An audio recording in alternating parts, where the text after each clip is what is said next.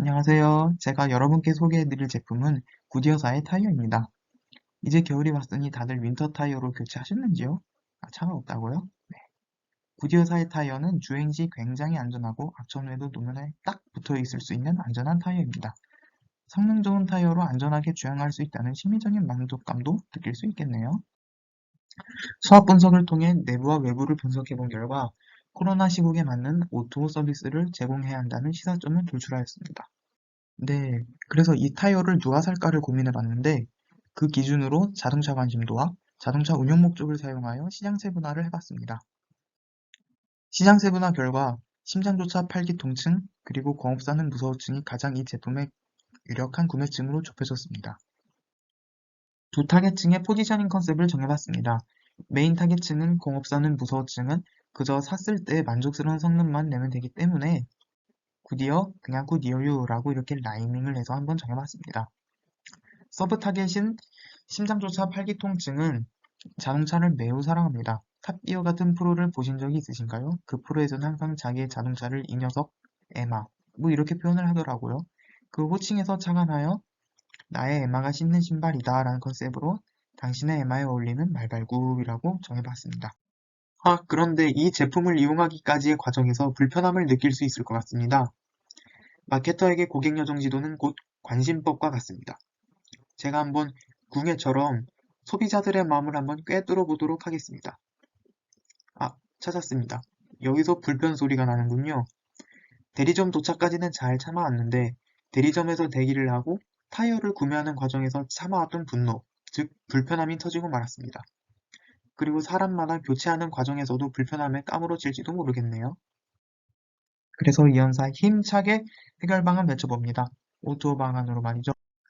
먼저 대기부터 교체까지 해서 불편함을 느낄 때는 웹페이지에서 원하는 타이어를 고른 후 원하는 대리점, 시간을 골라 대기하는 과정 없이 교체할 수 있습니다. 그래도 불편함을 느낄 수 있습니다. 이럴 때는 발렛 장착 어떠신가요? 이제 확진자가 5,000명은 우스운 이 시국에 사람 만나는 것도 두려우시죠?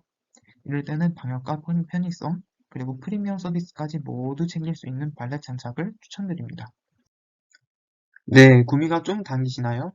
그래서 구디어 타이어가 얼마나 좋은지 보도자료를 가져와 봤습니다. 쭉 읽어보니 독일 자동차 전문지에서 1위, 2년 연속 이런 말이 많아 보이네요. 한 번 최고 자리에 올라가긴 쉬워도 최고를 유지하는 것은 어려운 법인데 말이죠. 구디어 타이어의 품질을 그대로 보여주는 보도 자료였습니다. 여기서 카톡이 왔네요. 한번 확인해 볼까요? 아이고, 오징어 게임의 오일남 할아버지께서 질문을 해오셨습니다. 장착은 너무 무섭다면서 울부짖고 계시네요. 너무 걱정하지 마세요. 원하는 대리점과 원하는 시간에 교체하실 수 있으시니까요. 아이고, 이번엔 쌍문동의 자랑 조상우님께서 질문과 함께 욕을 하고 계십니다. 네, 이런 식으로 해결 가능하고요. 네, 서비스도 이렇게 제공이 되고, 그 다음에 렌탈이 끝나면은 타이어는 그대로 이용하시면 됩니다. 네, 상품은 여기까지입니다. 하지만 우리가 옷을 살 때 가장 먼저 보는 것이 무엇인가요? 바로 가격 택이죠. 가격 설명해 드리겠습니다.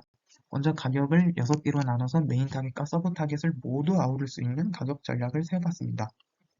시장 침투 가격으로 렌탈 요금을 동종업계 가격보다 약간 싸게 하여 점유율을 높이는 전략으로 다가가고 제품과 서비스에 대한 인식을 프리미엄 수준까지 끌어올려 고객의 심리적 이익이 커진 만큼 가격도 납득 가능한 수준으로 인상할 것입니다. 그리고 단수 가격을 통해 심리적 부담을 덜어줄 것입니다. 개인적으로 홀릭이 좋은 수가 아닐까 싶네요. 그래도 가격 수용이 어렵다고요? 잘 한번 생각해보는 건 어떨까요? 우리가 이용하는 월 구독 서비스의 가치의 합이 안전의 가치보다 큰가요? 여기서 우리는 프로모션을 통해 해결할 수 있습니다. 브랜딩을 통해 제품의 안전 측면 가치를 각인시켜 가격과 소비자가 생각하는 가치의 갭을 심리적 편익으로 메꿔보는 겁니다. 자, 그래서 광고 목표는 다음과 같습니다.